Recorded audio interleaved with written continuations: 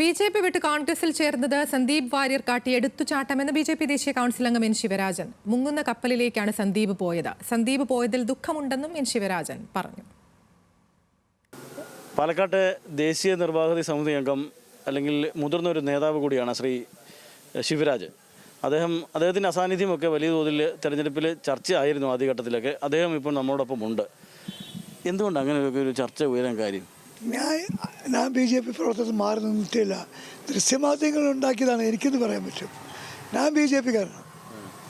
എനിക്കതിലൊന്നും യാതൊരു സംശയമില്ല. മരിക്കുന്നവരെ ഞാൻ ബി.ജെ.പിയാണ്.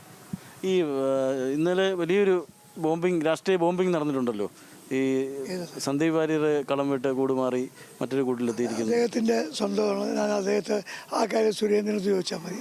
ഞാൻ അതിൻ്റെ വ്യക്തമല്ല. അല്ല, എന്നാലും അദ്ദേഹം ഇങ്ങനെ പോയത് എന്താണ്, എങ്ങനെയാണ് കാഴ്ചപ്പാട്? എനിക്ക് കാഴ്ചപ്പാട് നിങ്ങൾ സംസ്ഥാന അധ്യക്ഷൻ സുരേന്ദ്രനോട് ചോദിക്കുക, അവിടെ ഉണ്ടല്ലോ. ഞാനെന്ത് പറയാൻ? ഞാൻ ഒരു സാധാരണ പ്രവർത്തകൻ. സന്ദീപ് വാര്യർ പോലെ ദുഃഖമുണ്ട്. എടുത്തു ചാടാൻ പാടിയായിരുന്നു. ഈ മുങ്ങുന്ന കപ്പലിൽ ആരും കയറി നിൽക്കും. കോൺഗ്രസ് മുങ്ങുന്ന കപ്പലാണ്. ഇതിലാരും കയറി നിൽക്കും. അത് ചെയ്തത് ഏറ്റവും വലിയ തെറ്റാണ്. എന്നാലും അദ്ദേഹത്തിൻ്റെ ആവേശം കൊണ്ട് എന്ത് ചെയ്തതെന്ന് എനിക്കറിയില്ല.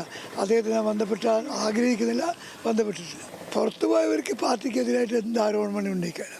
ഷാഫി പോലും ഒരു ഘട്ടത്തിൽ പറഞ്ഞിരുന്നു, ശിവരാജ് ചേട്ടനെ പുറത്തൊന്നും കാണുന്നില്ല, നിങ്ങൾ ആരെങ്കിലും ശ്രദ്ധിച്ചോ, കണ്ടില്ലല്ലോ എന്നിങ്ങനെ പറയുന്നുണ്ടായിരുന്നു. ഷാഫിക്ക് കാണില്ല. ഞാൻ ബി.ജെ.പിയാണ്. ഷാഫി പടകരയിലാണ്, അതുകൊണ്ട് കാണില്ല. ഷാഫി ഇവിടെ വളരെ നിറഞ്ഞ സാന്നിധ്യമാണല്ലോ ഇപ്പോൾ തെരഞ്ഞെടുപ്പ് കാലത്തിൽ. അപ്പോൾ അതുകൊണ്ട് തന്നെ അദ്ദേഹം പറയുന്നുണ്ട്. ദേശം പ്രഖ്യാപിച്ചിട്ട് ഷാഫിയെ കണ്ടിട്ടില്ല. ഏതെങ്കിലും തരത്തിൽ അതൃപ്തി ഈ സ്ഥാനാർത്ഥിയോടുണ്ടോ? തെരഞ്ഞെടുപ്പിൽ ഞങ്ങളെ JP നട്ട സ്ഥാനാർത്ഥിയെ പ്രഖ്യാപിച്ചു കഴിഞ്ഞു.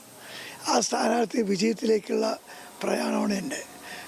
23-ാം തീയതി വിക്ടോറിയ കോളേജിൽ കാലത്ത് 11:30 മണിക്ക് കൃഷ്ണകുമാരൻ മാലയിട്ട് ഞങ്ങൾ കൊണ്ടുവരും. ബി.ജെ.പി ഇവിടെ ജയിക്കും. ഒരു മികച്ച സ്ഥാനാർത്ഥി തന്നെയായിരുന്നു. ബി.ജെ.പി ജയിക്കുന്ന പറയുന്നത്. ബി.ജെ.പി ജയിക്കും, അത് ഞാൻ പറഞ്ഞു. അല്ല, ഈ സ്ഥാനാർത്ഥിയെ പറ്റി വലിയ പരാതികളൊക്കെ പറയുന്നുണ്ട്. അതായത് എല്ലാ തെരഞ്ഞെടുപ്പുകളിലും മത്സരിക്കുന്നു എന്നൊക്കെ പറയുന്നൊരു പ്രശ്നം.